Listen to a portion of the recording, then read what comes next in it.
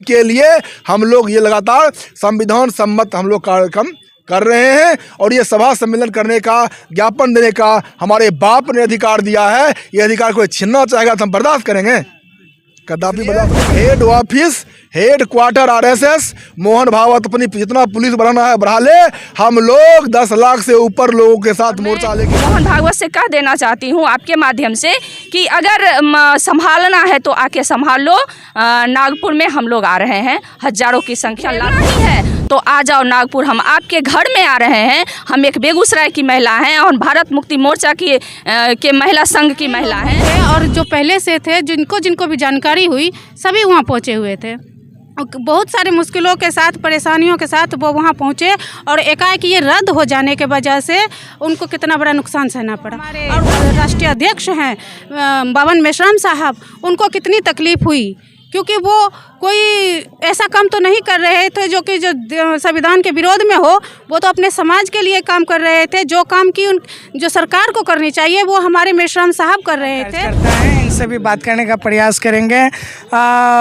Madam, अभी जो कटक का जो मामला सामने आ रहा है और बावन मेश्राम साहब का बहुत बड़ा ऐलान किया गया है कि हम 22 फरवरी को आरएसएस हेडक्वार्टर को घेरा जाएगा, इस पे क्या कहना तो बहुत कुछ है, लेकिन सीधी शब्दों में मैं बता दे रहा हूँ कि ये आरएसएस के कठपुतलियों का सरकार जो है हमारे देश में, वो हमें छेड़ने का काम किया है। चूँकि हमारा ये प्रायोजित कार्यक्रम होता है, बामसेप का अधिवेशन, भारत मुक्ति मोर्चा का अधिवेशन 5 दिवसीय जो शांति रूप से होता है, और उसको परमिशन दे करके परमिशन रद्द किया है। चूँकि हम लोग को महीनों लग जाता है तैयारी करने में, चूँकि उसमें 1-2 रुपया नहीं, करोड़ों रुपया लगता है तैयार करने में। वहाँ पर सब कुछ हुआ, उसके बाद जब एक दिन हमारा 26 को कार्यक्रम था और ये 25 को रद्द कर दिया, तो हमारे लोग कुछ रास्ते में थे, कुछ वहाँ पर पहुँच गए थे।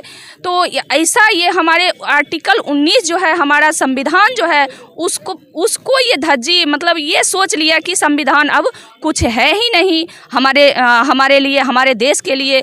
आरएसएस ने यहाँ मनुस्मृति को इस्तेमाल किया है और मनुस्मृति के आधार पर ये हमको ये परमिशन रद्द किया है। तो इसका परिणाम तो उन्हें भोगना ही पड़ेगा, क्योंकि हम लोग 4 चरण में आंदोलन कर रहे हैं। और पहला चरण है कि हमने आज राष्ट्रपति महोदया के नाम से ज्ञापन दिए हैं, और उसके बाद 15 तारीख को हम लोग धरना करेंगे, और फिर 19 फरवरी को हम लोग 22 जनवरी को हम लोग धरना रैली प्रदर्शन करेंगे, और उसके बाद हम लोग 22 फरवरी को आरएसएस का मुख्य जो है नागपुर में हम लोग वहाँ पर घेरने का काम करेंगे, और लाखों की संख्या में हम लोग वहाँ पहुँच रहे हैं। और मैं मोहन भागवत से कह देना चाहती हूँ आपके माध्यम से कि अगर संभालना है तो आके संभाल लो।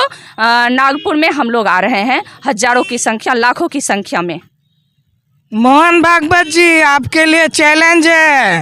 हाँ, बिल्कुल चैलेंज हम देते हैं उनको कि घेरना ही है तो आ जाओ नागपुर, हम आपके घर में आ रहे हैं। हम एक बेगूसराय की महिला हैं और भारत मुक्ति मोर्चा के महिला संघ की महिला हैं। हम आते हैं चूँकि हमने किसी का कुछ बिगाड़ा नहीं है, चूँकि हमें कुर्सी का लोभ नहीं है, हमें सत्ता का लोभ नहीं है, हमें शासन, हम एक नॉन पॉलिटिकल हैं। हम समाज में अपने जो कुरीति हैं उस कुरीति पर काम करते हैं। जो आपने नहीं किया वो हम लोग कर रहे हैं। और उसके बाद आप लोग जब हमको ये व्यवस्था का चरमराहट जो देख रहे हैं, व्यवस्था में आप लोग दखल अंदाजी कीजिएगा तो फिर आप समझिए रहे हैं कि आप विदेशी हैं, तो विदेशी का क्या हक होता है और स्वदेशी का क्या हक होता है, वो आपसे ज़्यादा कोई नहीं समझ सकता। इसलिए हम लोग नागपुर आ रहे हैं और नागपुर आकर के वहीं पे बात करते हैं आपसे। आमने सामने का टक्कर चलेगा इस बार, देख लीजिए 22 फरवरी को नागपुर हेडक्वार्टर को घेरा जाएगा। आइए, और हम कुछ महिला हैं, इनसे भी बात करने का पड़ेगा। आप लोग का क्या तैयारी है? हम लोगों का तैयारी ये है कि जो हमारा जो अधिवेशन कटक उड़ीसा में हो रहा था, जो बहुत दिन पहले, मतलब 6 महीने पहले से ही सब कुछ तैयारी हो रहा था। पूरे मतलब जिस तरह से आज हम लोग ज्ञापन दिए, उसी तरह से ज्ञापन दे करके या परमिशन ले करके तैयारी हो रहा था। और फिर एकाएक उसको रद्द किया गया। मतलब जिस दिन स्टार्ट होता उस दिन एक दिन पहले ही रद्द कर दिया गया। हमारे हज़ारों संख्या में वहाँ पर हमारे देश के साथी सब पहुँचे हुए थे और सोच सकते हैं कि वो कितनी मुश्किलों से इस अधिवेशन में शामिल हुए हैं। नए लोग भी थे और जो पहले से थे, जिनको भी जानकारी हुई, सभी वहाँ पहुँचे हुए थे। बहुत सारे मुश्किलों के साथ, परेशानियों के साथ वो वहाँ पहुँचे और एकाएक ये रद्द हो जाने के वजह से उनको कितना बड़ा नुकसान सहना पड़ा। और उससे ज़्यादा जो हमारे बामसेफ के जो कार्यकर्ता हैं, जो हमारे राष्ट्रीय अध्यक्ष हैं बावन मेश्राम साहब, उनको कितनी तकलीफ़ हुई, क्योंकि वो कोई ऐसा काम तो नहीं कर रहे थे जो संविधान के विरोध में हो। वो तो अपने समाज के लिए काम कर रहे थे। जो काम की जो सरकार को करनी चाहिए वो हमारे मेश्राम साहब कर रहे थे। उनको तो अपने हक और अधिकारों के बारे में बता रहे थे, अपने समाज को, उनको जागरूक ना हो, आगे ना बढ़े, इसके लिए उन्होंने इसको रद्द करवाया। और उन्हीं के विरोध में जो आज जो 7 जनवरी है, हम लोग यहाँ पर ज्ञापन देने आए हैं राष्ट्रपति को। और 15 जनवरी को हम लोग धरना देंगे, मुख्यालय पर धरना प्रदर्शन होगा। और 22 जनवरी को जिला मुख्यालय पर रैली प्रदर्शन होगा। और 22 फरवरी 2026 को नागपुर के आरएसएस के हेडक्वार्टर के मुख्यालय पर हम लोग लाखों की संख्या में पहुंचेंगे, जो कि हम संविधान के विरोध में उन्होंने काम किया है आरएसएस के लोगों ने। उनको हम अब की बार सबक सिखाएंगे। एक बार सबक सिखाया गया है, लगता है उन लोगों का मन नहीं भरा, पेट नहीं भरा, तो अब की बार अच्छे तरह से उनको सबक सिखाया जाएगा। परिचय? मेरा नाम रीना शर्मा है, राष्ट्रीय मूल निवासी महिला संघ, भारत मुक्ति मोर्चा। बहुत शुक्रिया बात करने के लिए। आइए और कुछ साथी हैं, इनसे भी बात करने का प्रयास करेंगे। क्या सर, इस बार आप लोग हेडक्वार्टर को छोड़िएगा नहीं क्या? देखिए, मीडिया बंधु को धन्यवाद देते हैं, क्योंकि भारत का जो मीडिया है वो सही खबर चलाने के लिए तैयार नहीं है। दूसरी तरफ जो सोशल मीडिया है, सोशल मीडिया ही ग्लोबल मीडिया है और सच्चा मीडिया है।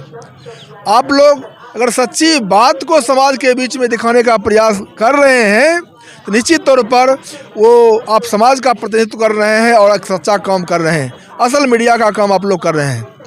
मैं बता दूं, भारत के संविधान से अगर आर्टिकल 19 को हटा दिया जाए, स्वतंत्रता कहाँ है?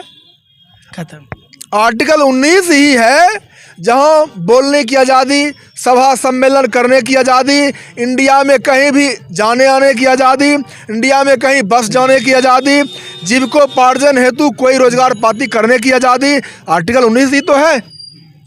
कटक में SC ST OBC और माइनॉरिटी जो DNA के भाई है, उनका जो बामसेफ संगठन है, उसका राष्ट्रीय अधिवेशन 26 दिसंबर से 30 दिसंबर को होने वाला था। वहाँ पर ब्राह्मणों की जो सरकार है, RSS का मतलब होता है ब्राह्मण, ब्राह्मणों की जो सरकार है, वहाँ पर आर्टिकल 19 का खुला उल्लंघन करने का काम किया। तो फिर और जो तथाकथित अभी जो स्थापित दल है बहुजनों का, वो EVM मशीन से चुनाव हारता है और EVM मशीन के खिलाफ एक बात बोलता नहीं है। तो उस जितने तथाकथित दल है, लालू, मुलायम, मायावती, देवगौड़ा जितने हैं, वो सारे के सारे हाथ खड़ा कर दिए हैं। वो अब नेता नहीं रह गए समाज का, और बामसेफ ही संगठन है, एकमात्र बहुजनों का विकल्प बचा हुआ है। उस पंडाल में लगा हुआ था कि जाति आधारित जनगणना एक मैटर, चूँकि समाज आर्टिकल 340 और आर्टिकल जितने भी हैं कि जिसकी जितनी संख्या भारी उसकी उतनी हिस्सेदारी। उस अधिवेशन में OBC के प्रतिनिधि 80% पहुंचने वाले थे और OBC को ही हिंदू बना के RSS बेवकूफ़ बनाने में लगा हुआ है। तो अधिवेशन का मुख्य मुद्दा था OBC की जाति आधारित जनगणना, और दूसरा मुद्दा था आम लोगों का डर, सारे पॉलिटिकल पार्टियों के अंदर होनी चाहिए। इसके लिए ईवीएम सर एक सवाल जैसे कि ओबीसी को हिंदू बनाने का जो सवाल पूछे, आपका परिचय जानने का हम प्रयास करेंगे। मैं रणवीर पासवान। क्या आप हिंदू नहीं हैं?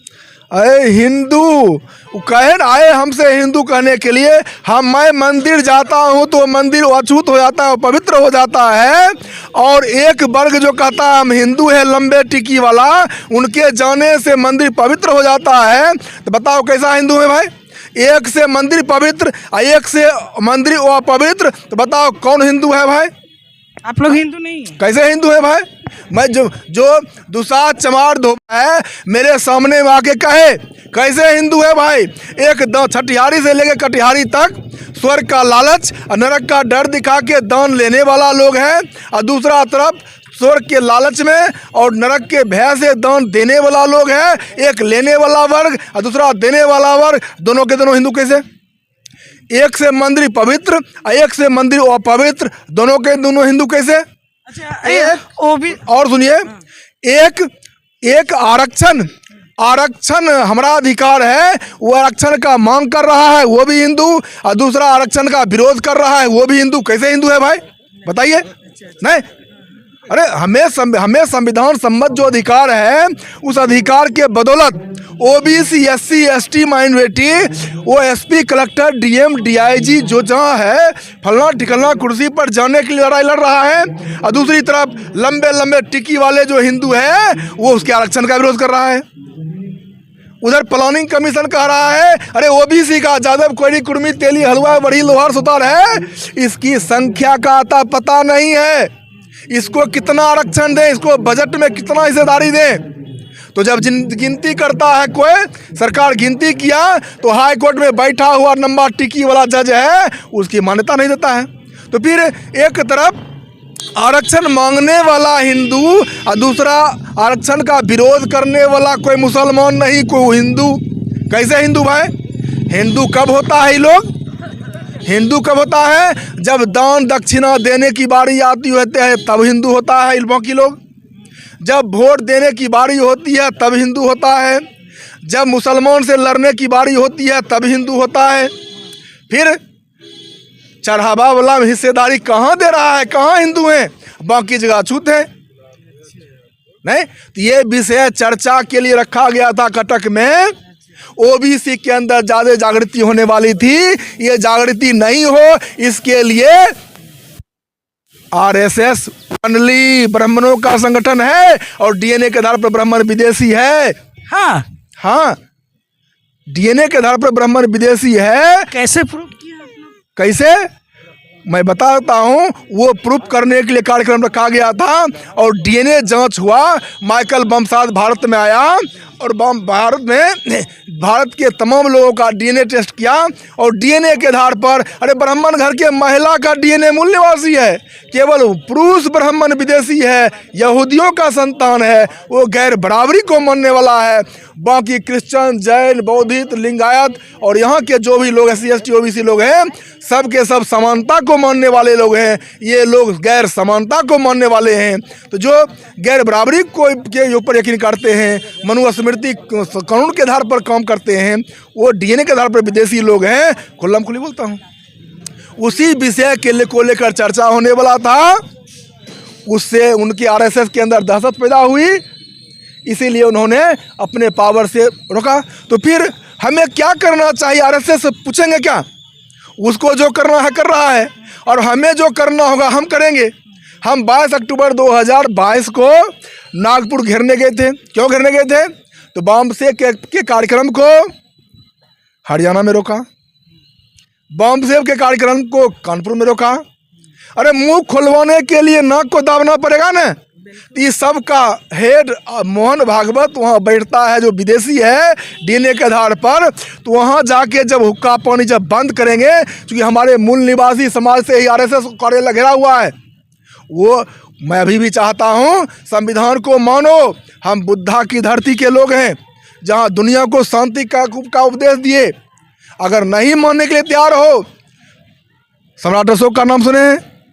कलिंग युद्ध हुआ है, जहाँ लाखों गर्दन कटा है, भीमा कोरे का युद्ध सुने हैं, जहाँ हमारे 500 पुरखे ने बाजीराव पेशवा के 28,000 सेनाओं को गाजर मूली की तरह काटने का काम किया।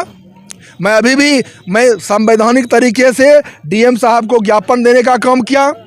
फिर ये धरना का कार्यक्रम 15 जनवरी को है, 22 जनवरी को रैली प्रदर्शन का कार्यक्रम है, और फिर 22 फरवरी को हेड क्वार्टर आरएसएस को घेरने की तैयारी है। घेरेंगे, छोड़ने वाले नहीं हैं, क्योंकि उन्होंने हमारे मौलिक अधिकार का हनन किया है।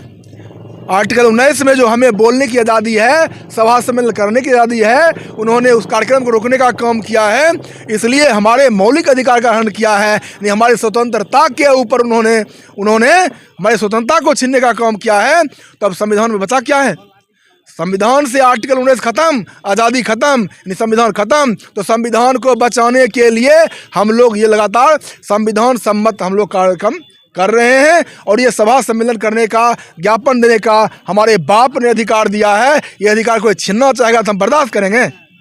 कदापि बर्दाश्त नहीं करेंगे। इसलिए head office, head quarter RSS, Mohan Bhagwat अपनी जितना पुलिस बढ़ाना है बढ़ा ले, हम लोग 10 लाख से ऊपर लोगों के साथ मोर्चा लेके जाएंगे। चेतावनी दे रहे हैं क्या? वही तो ये अब तार पर। और साथ ही साथ मीडिया के माध्यम से वैसे सोए हुए जिले और इंडिया में सोए हुए अम्बेडकरवादी और बहुजनवादी जो लोग संविधान को बचाने की लड़ाई लड़ना चाहते हैं, जो संविधान को बचाना चाहते हैं, वैसे लोगों से गुजारिश भी करते हैं, सही अभी वक्त आ गया है, घर में बैठने से काम चलने वाला नहीं है। छोटी छोटी बात को लेके अगर कोई घर में बैठे हैं तो घर से बाहर निकलिए, और संविधान बचेगा तभी हम सब लोग बचने वाले हैं। आज का कार्यक्रम जी सर, बहुत बहुत शुक्रिया।